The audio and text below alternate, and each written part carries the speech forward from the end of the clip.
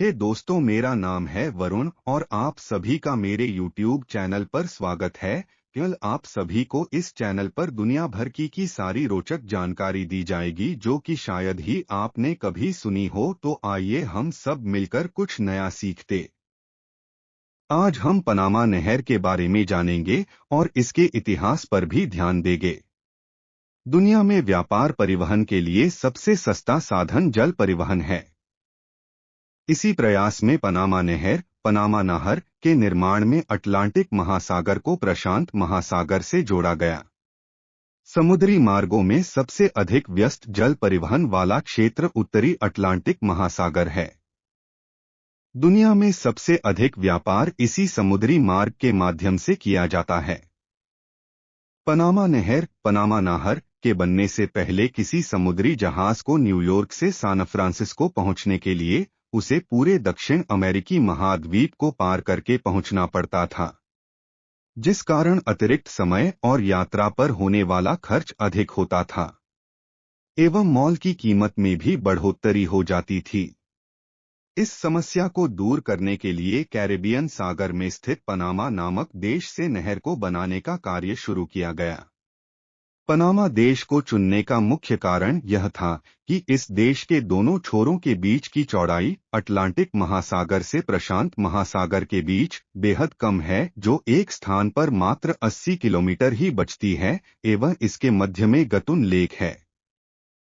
इस कारण दोनों तरफ से नहर के निर्माण में कम दूरी तय करनी पड़ती है।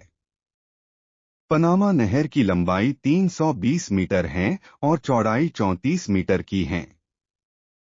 इसका मतलब साफ तौर पर यह है कि इससे बड़ी लंबाई और चौड़ाई के जहाज यहां से नहीं गुजर सकते। शुरुआत में इस नहर को बनाने का कार्य फ्रांस के द्वारा लिया गया, किंतु बाद में फ्रांस इस प्रोजेक्ट से दूर हो गया। फिर इस प्रोजेक्ट को अमेरिका के द्वारा पूरा किया गया। यह प्रोजेक्ट अमेरिका के लिए सबसे जरूरी था।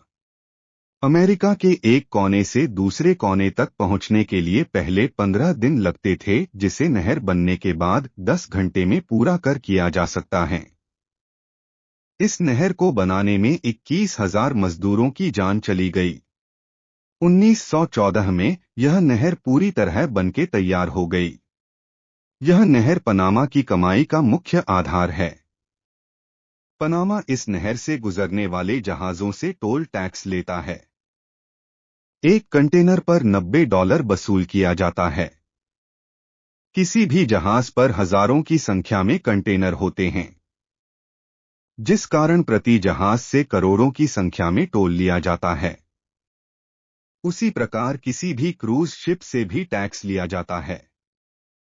एक क्रूज शिप पर लगभग 4,000 लोग रहते हैं और एक व्यक्ति से $150 टैक्स लिया जाता है, जिस कारण एक क्रूज शिप से भी करोड़ों में टैक्स वसूल लिया जाता है।